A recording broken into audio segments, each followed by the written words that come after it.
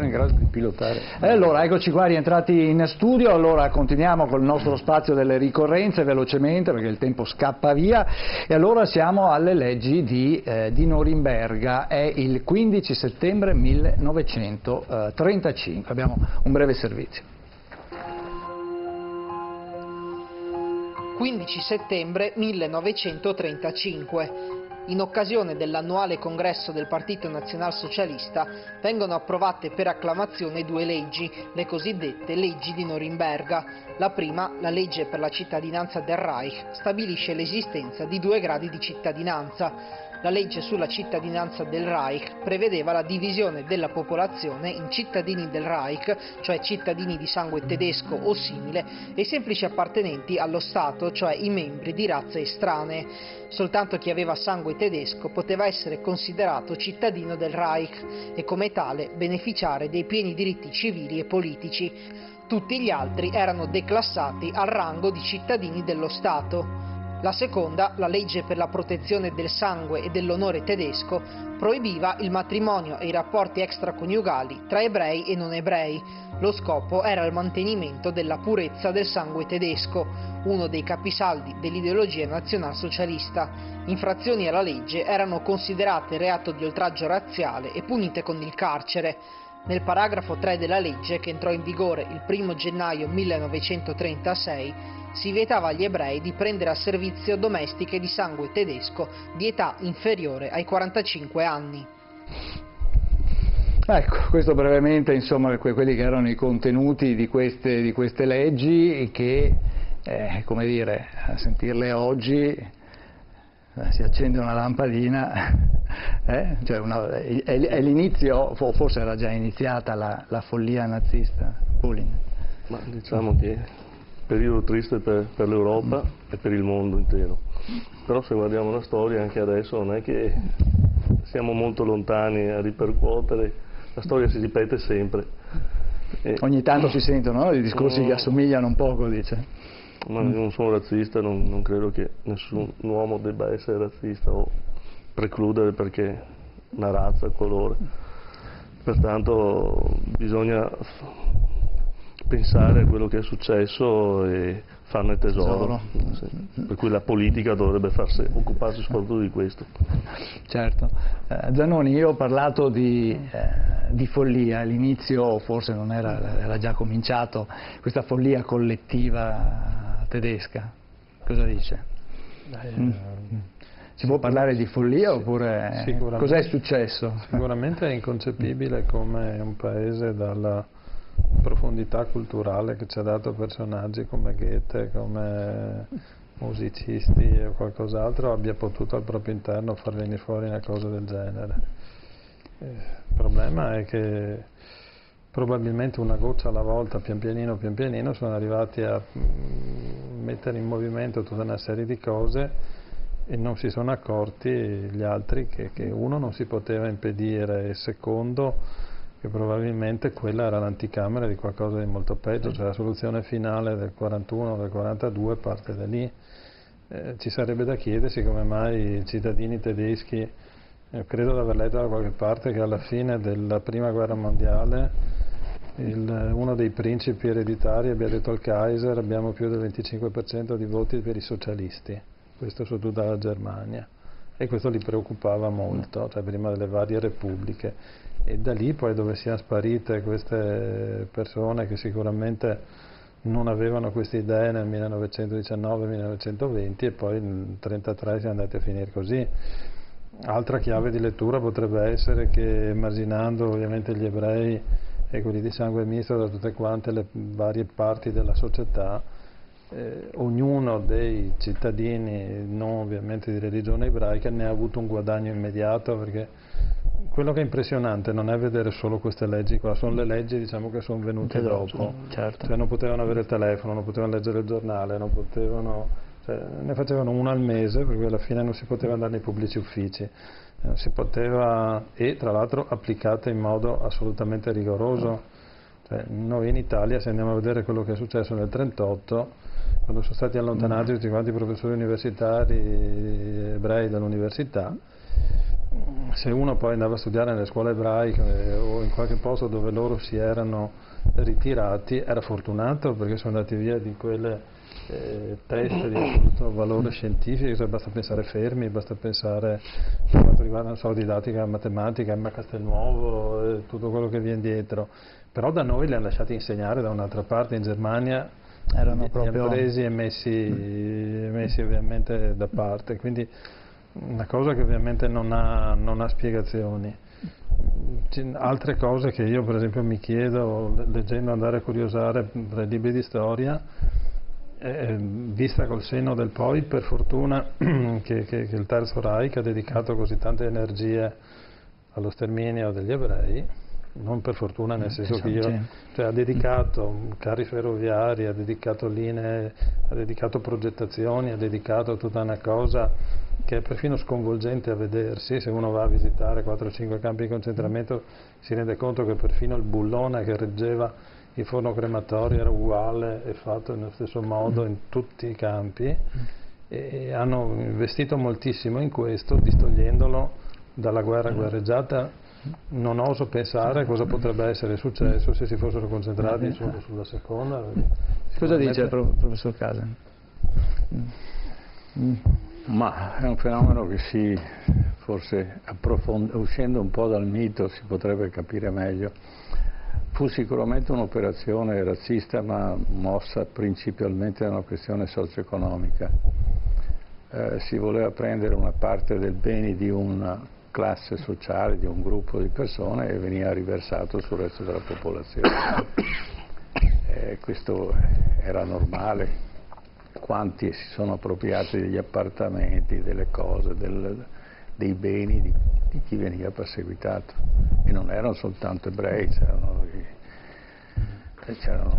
almeno 15, per esempio i testimoni di Geova, c'erano perlomeno 15 omosessuali, diciamo, gli omosessuali, eccetera. C'erano 15 tipologie diverse che erano state individuati e quindi portati poi allo sterminio. Questo è uno degli aspetti, diciamo, del nazismo. Poi da queste persone, quelle che riuscivano a sopravvivere, venivano sfruttate fino all'esaurimento.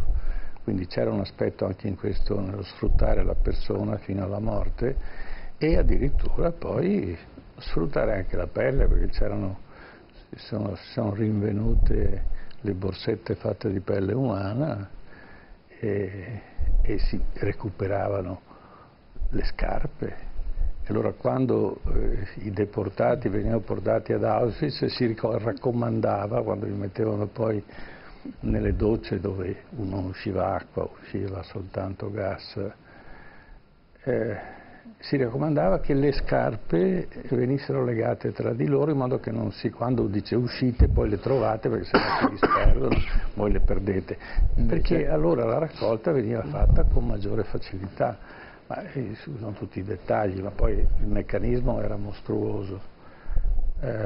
Purtroppo non ci siamo resi conto, e ancora adesso non ci rendiamo conto, che Hitler era un pazzo. Era un pazzo nel senso peggiore del concetto, perché i pazzi hanno una dignità propria, questo non ce l'aveva proprio. Siamo arrivati alla fine che ha detto i tedeschi mi hanno tradito, non solo, ma ha detto gli slavi sono una razza superiore, l'ultima frase, ha dovuto ammettere che non era la razza ariana. Completamente. Poi se andiamo a vedere il percorso, diciamo, di Hitler, era un drogato sostanzialmente, perché aveva tutta una serie di problematiche, per cui era anfetaminizzato. C'è un bellissimo libro che è uscito anche recentemente i tossici, con la doppia S come quella delle SS, e racconta come la Germania dal 1936 in poi l'esercito tedesco veniva alimentato con droga, e quindi il soldato, e creavano il soldato perfetto, c'era un soldato drogato che poi cose che si facevano anche durante la prima guerra mondiale, ma non si conoscevano ancora le anfetamine, quindi si usava la grappa piuttosto che qualche altro. Il cordiale. Il cognac prima degli assalti. Il cordiale. Professor Fabris, Sì, io noi ricordiamo, no? E forse è questa la parte importante, no? Io leggo la cosa un po' diversamente, cioè a me sembra che dopo l'Anschluss, che sarebbe l'unione con l'Austria, con la Germania fatta con una specie di plebiscito e con l'intenzione di prendersi i Sudeti, cioè la parte nord oltre la Germania in Cecoslovacchia, l'ambizione di Hitler che trasmetteva ai tedeschi, quindi io lo leggo più come un messaggio di identità piuttosto che come esclusione, perché alla fine c'era chiaramente esclusione, ma voleva dire che lasciava intuire che tutti gli altri avevano, come dire, delle doti superiori, sia morali che fisiche, che permettevano loro di essere un popolo molto più grande di quello solo tedesco, popolo che parlava tedesco, e la lingua è stata fondamentale per l'Unione. E quindi diciamo che dovevano sentirsi coesi, questa è la mia interpretazione. Le leggi razziali italiane sono andate a traino solo perché Mussolini, che inizialmente aveva insegnato a Hitler come si prendeva il potere, poi era stato sorpassato proprio nel modo in cui il potere era stato gestito dai nazisti, quindi da Hitler. E noi le abbiamo avute nel 1938 le leggi razziali, sì, cioè sono state applicate un po' all'italiana da quel che mi si dice, meglio, però erano leggi razziali tali e quali, cioè erano leggi razziali che emulavano quelle tedesche, e quindi l'idea è proprio che invece quelle leggi servivano a far capire che si potevano avere dei nemici in casa, ma per riflesso c'era il sentimento di coesione nazionale che veniva, intimamente e indirettamente amplificato. Questa è un'interpretazione che altrimenti non si spiega, cioè, perché sono solo gruppi marginali quelli che si mettono al bando, cioè non è che dice quelli di lingua slava o quelli di lingua inglese, no, se la prende con quelli, si prende con quelli che sono in casa possibili nemici, proprio per far capire qual è il confine dell'identità. Questo era per me il significato di quelle leggi, che naturalmente sono state applicate alla tedesca e quindi lì non c'è stato scampo in quel paese. Anche noi abbiamo fatto la nostra parte a San Sabba e anche quando abbiamo invaso la Jugoslavia, non è che siamo stati teneri neanche noi, però, non c'è differenza. Certo. Allora andiamo avanti, perché come dicevo prima il tempo scappa, e adesso restiamo sempre nell'ambito, adesso invece della seconda guerra mondiale, qualche anno dopo, e parliamo di quando l'Armata Rossa ha invaso la Polonia. 17 settembre 1939. L'Armata Rossa invade le regioni orientali della Polonia. L'ordine viene impartito da Stalin dopo l'occupazione della Polonia da parte dei tedeschi e nel rispetto degli accordi raggiunti tra Germania e URSS con il patto von Ribbentrop-Molotov siglato il precedente 23 agosto.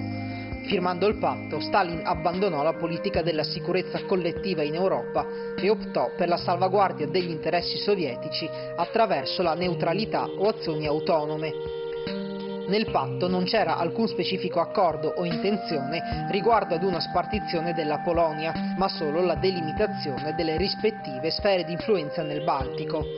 La questione del futuro assetto della Polonia, e quindi anche la possibilità che la Polonia potesse sopravvivere come Stato indipendente, era un tema rimasto irrisolto nel patto Molotov-Ribbentrop, perciò la spartizione non fu un diretto risultato del patto, quanto piuttosto dell'imprevista rapidità del collasso polacco. La situazione che ne conseguì permise alla Germania di offrire all'alleato sovietico una parte del bottino di guerra e questi opportunisticamente accettò.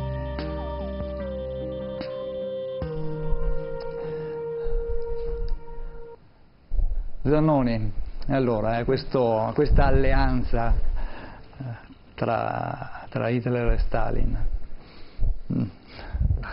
Sicuramente 2 anni dopo si sarebbe ribaltata completamente, in quel senso la mia domanda era appunto rivolta in quel senso lì. Dopo le carte si sono... Dietro alla follia di Hitler probabilmente c'è stato anche il discorso di non saper leggere i riscontri storici precedenti. Se avesse letto quello che era successo a Napoleone non avrebbe pensato di invadere l'Unione Sovietica, di dissanguarsi ovviamente in una guerra di avanzamento, di arretramento con migliaia e migliaia di chilometri a favore dell'Unione Sovietica, senza poi contare che andava incontro all'inverno e tutto quanto il resto. Ma credo che anche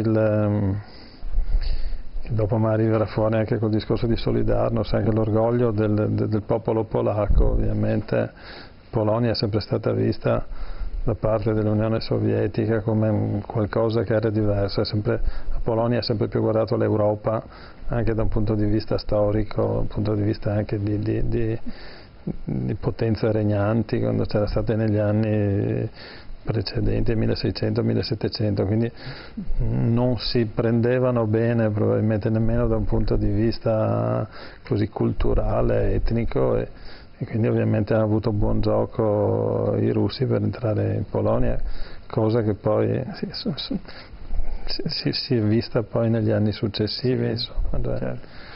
Certo. Professor Fabris. I polacchi sono una popolazione molto particolare, cioè un grande spirito di sacrificio, e dopo l'invasione che è stata, a cui la Polonia non è riuscita proprio per enorme disparità di armamenti con i tedeschi, quindi l'invasione tedesca fu una cosa per cui ancora adesso i filmati, quindi con le telecamere preparate che spostano il confine tra la Polonia e la Germania di allora, per l'invasione della Polonia da parte della Germania, insomma i polacchi si sono perfino sacrificati volontariamente. Nota la battaglia, non mi ricordo, mi pare che sia di Balaclava, ma adesso non mi ricordo precisamente, in cui la cavalleria polacca si sacrificò volontariamente lanciandosi contro i carri armati per far capire, insomma, che comunque sia, anche se erano stati occupati non con il loro consenso. Il patto Molotov-Ribbentrop del 38, non mi pare che non fosse del 39, adesso non so,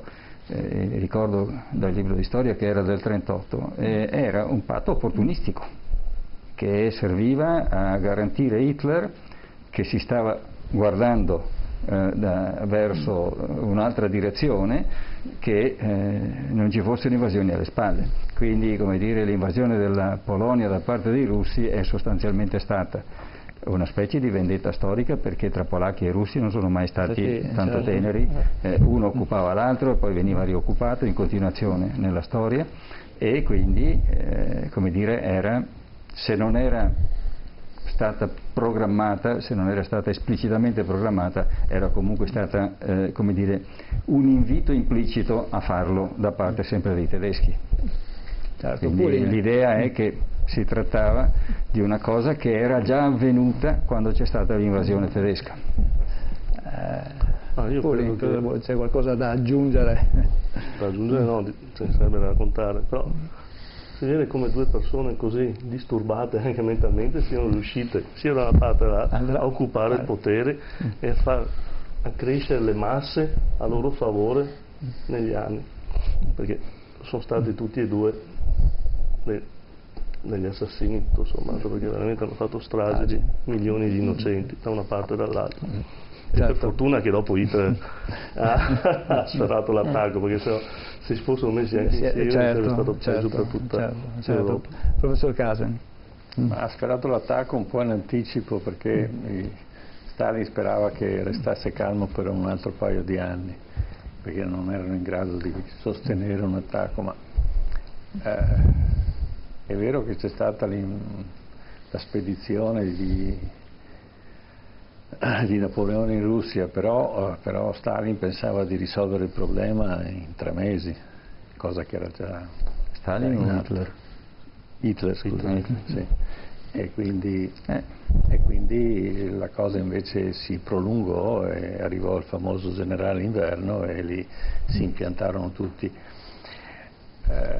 La cosa che però vorrei far notare che c'è una contemporaneità tra l'attacco tedesco dalla Polonia, quindi dichiarazione di guerra, e l'attacco russo alla Polonia, che nasce per l'accordo, sia a distanza di 3 mesi. Insomma, ecco.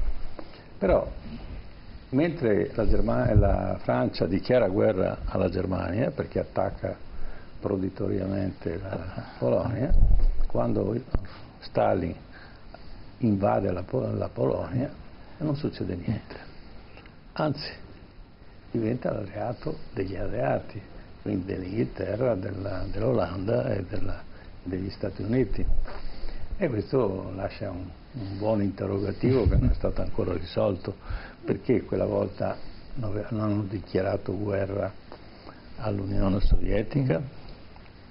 E allora nasce il concetto della matrioska, che è all'interno di ciascuna guerra, che dentro una guerra ce n'è un'altra e che i fini non sono quelli dichiarati dal conflitto, ma ci sono altri interessi, e sono gli interessi di mettere 2 potenze che sono estremiste in conflitto tra di loro, in maniera tale che poi alla fine il sopravvissuto sarà debole, quindi facilmente digeribile.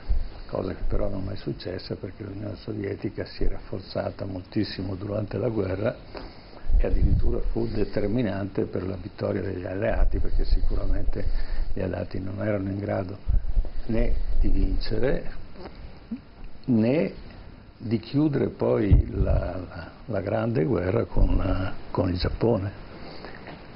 L'America non sarebbe riuscita a vincere il Giappone, oppure sarebbe stata una guerra ad oltranza che sarebbe durata chissà quando.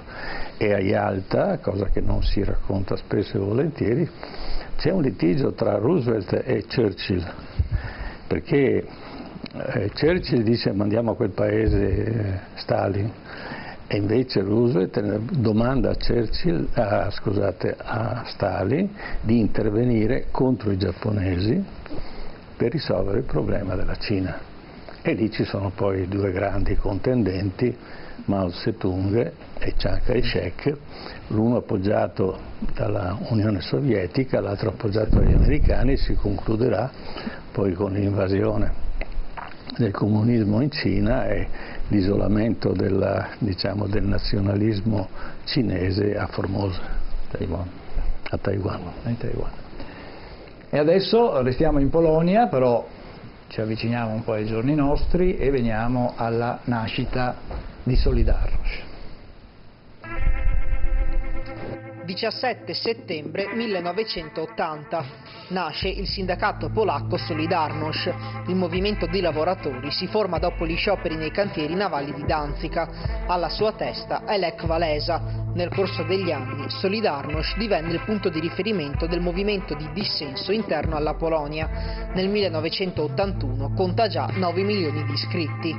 Nel giugno 1989 Solidarność vince le prime elezioni parlamentari parzialmente libere in Polonia dal dopoguerra, e tale successo contribuisce all'avvio di una serie di rivoluzioni pacifiche a carattere anticomunista in tutti i paesi comunisti dell'Unione Europea.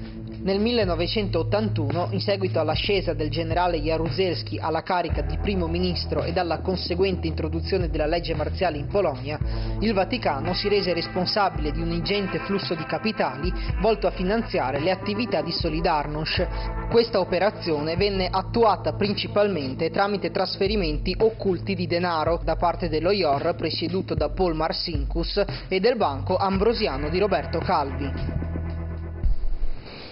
Professor Kasen, iniziamo da lei adesso per parlare di Solidarność e di quello che è stato anche appunto l'influenza del Vaticano in quello che è successo in Polonia in quegli anni. C'era una strategia di lungo corso che nasceva molto prima e sicuramente le banche italiane sono state coinvolte. Noi siamo la cavia degli Stati Uniti, è la stessa cosa che succede con Saddam Hussein, no? Salta un'altra banca con la morte di Saddam Hussein e quindi la Banca Nazionale del Lavoro, quindi diciamo che gli Stati Uniti utilizzano questi giri di denaro per non far vedere esattamente la provenienza e Marcinkus naturalmente era una persona di riferimento importante in questo senso. Cosa posso dire? Che è stato il crollo, l'inizio del crollo del muro e vedrei anche una connessione con la morte di Aldo Moro. Aldo Moro, in una sorta di tentativo di alleanza col Partito Comunista, avrebbe intaccato questo squilibrio tra est e ovest e quindi non saremmo probabilmente arrivati a quello che invece sono arrivate. Non bisognava recuperare il comunismo a quell'epoca perché non c'era nulla da recuperare e quindi gli Stati Uniti andarono giù pesante e ne abbiamo visto poi le conseguenze. Zannoni, allora, la insegniamo a scuola questa storia qua? Io credo che ci arriviamo abbastanza poco, questa roba qua, troppo recente per avere dati di fatto, magari qualche lettura, qualcosa. Noi dovremmo dedicare tutta la terza media allo studio del Novecento, però non è che si arriva, ai miei tempi ci si fermava alla Seconda Guerra Mondiale, adesso arriviamo anche più avanti, però anche perché i ragazzi non hanno più secondo me le strumentalità per riuscire a capire. Cioè, purtroppo quello che è evidente nei programmi scolastici di adesso è che iniziando la preistoria prima della scuola primaria si arriva ai giorni nostri dopo 8 anni. Le nostre generazioni studiavano 3 volte tutta la storia, magari male, però si sentivano ripetere tutta una serie di cose.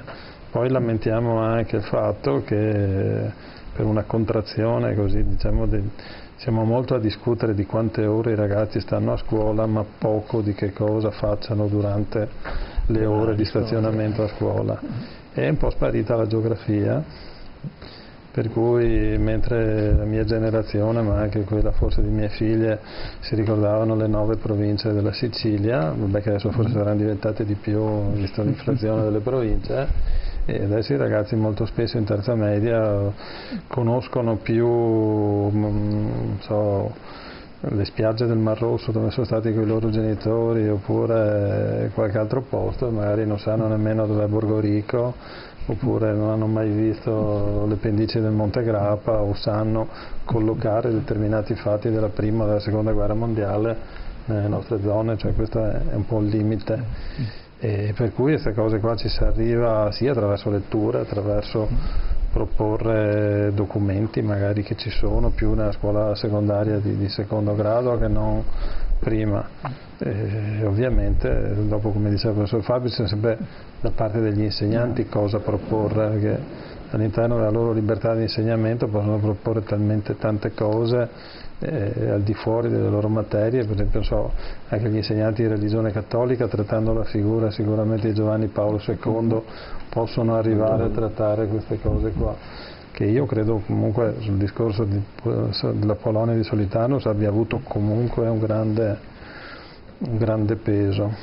Li conosceva molto bene, se si leggono le sue biografie diciamo che l'intelligenza del Partito Comunista Russo e anche di quello polacco non temeva nulla dal cardinale Wojtyła, perché dicevano ma è un teoretico, è un teologo, eccetera. Invece... Lui in realtà li conosceva molto bene, probabilmente ha adoperato le loro stesse armi per far arrivare tutta una serie di messaggi. Mi ricordo di aver letto la storia della processione che lui ha fatto con una cornice, che c'era una legge che vietava di portare in processione le immagini sacre, e lui ha portato in processione una cornice che era quella della Madonna di Czestochowa, e lì non hanno potuto arrestarlo, ma lui ha avuto un impatto sulla popolazione della sua diocesi che era sicuramente superiore a qualsiasi altra cosa, oppure la messa di Natale a Nova Huta, messa lì con i soldati che erano venuti per contrastarlo, che poi alla fine si sono stretti la mano con gli operai capendo che stava comunque parlando un messaggio universale, cioè questo è... Certo, Puli, una figura di Wojtyła è una figura determinante. Ma importante, ma io ricordo nell'80 avevo 12 anni, mi ricordo nei telegiornali e con mio padre che mi raccontava, mi spiegava quanto importante era il sindacato di Solidarnosc per portare la libertà nel paese. Sono cose importanti che insomma, lasciano segno e che vanno, secondo me andrebbero proprio insegnate ai ragazzi. Ma io mio figlio è in terza media adesso e spero che possano portare... concordo che la geografia non la fanno. No. È scomparsa la geografia. Professor Fabris, chiude lei questa... Sono molto sulla linea del professor Dannoni, perché in realtà racconto un episodio perché nel 1973 ho fatto un percorso nei paesi ex comunisti, ex est, passando dalla Ungheria, e mi ricordo che appena entrato in Cecoslovacchia praticamente mi hanno smontato la macchina e non capivo perché smontava la macchina, forse pensavano che si importassero delle armi o droga o chissà che, ma dopo la stessa macchina sono andato a fare un seminario a Bressanone, che è sede estiva dell'Università di Padova, e lì sono venute due ragazze polacche, due studiose polacche, e le ho portate a casa perché da lì dovevano venire a Venezia per ritornarsene a casa, e in macchina c'era mia madre che si raccomandava sempre al Santissimo, aveva attaccato una piccola medaglia della Madonna. Quando hanno visto la medaglia della Madonna, che per loro aveva un significato particolarissimo, voleva dire essere contro il regime. Dici, ma tu Luigi sei la... Ho detto, ma guarda che io qui in Italia, cioè non è che ci sono tutti questi comunisti, e sì, si vedeva anche qua un forte partito comunista a quei tempi, però ho spiegato insomma che essere cattolici poteva essere slegato anche dalla politica, invece da loro non era proprio assolutamente così, cioè la religione è stata il meccanismo che si è contrapposto al comunismo con altrettanta forza, o addirittura con più forza, perché tutto sommato il comunismo è un'ideologia terrena e l'altra parla dell'ultraterreno, e che aveva reso coeso tutta la nazione. Solidarnosc ha vinto in discesa. Quando se ne sono andate via queste ragazze mi hanno lasciato un pugno di stick di Solidarnosc da attaccare a tutti quanti i colleghi. Io ho fatto il giro dei colleghi con questi affarini di Solidarnosc con la bandierina bianca e rossa. Questo significa che era un sentimento largamente diffuso prima ancora che Solidarnosc stravincesse le elezioni lì. Cioè era il popolo che si era unito e la coesione era stata data dalla religione. Non è un caso che poco dopo abbiamo avuto anche il Papa polacco, che non solo la Polonia, che io avevo preconizzato che sarebbe comunque stato il primo Stato a cadere, avendoli visitati da sud verso nord, proprio per il tipo di sentimento che sentivi e veniva espresso dalla popolazione. Prima o poi, anche se vieni oppresso militarmente, il popolo alla fine ce la fa a comandare a casa propria. Quindi questa cosa qui, insomma, lui è stato, è per caso che lui è diventato, perché ha avuto più coraggio, perché si è esposto di più, ma insomma tutto sommato era un operaio pure lui, non era un intellettuale di quelli che erano preparati all'estero, certo, che era rientrato col vagone blindato e cose di questo tipo. Quindi è proprio perché c'era una spinta della gente così forte che è stato praticamente impossibile per il regime arrestarlo. Probabilmente quelle due studentesse non avevano visto Don Camillo. Allora, Andiamo un attimo in pubblicità, torniamo subito, parleremo allora di scuola, cercheremo di capire dove sta andando la scuola italiana, cercheremo anche di capire quali sono le richieste degli imprenditori, tanti non trovano le figure professionali di cui ci sarebbe bisogno, ne parliamo subito dopo la pubblicità.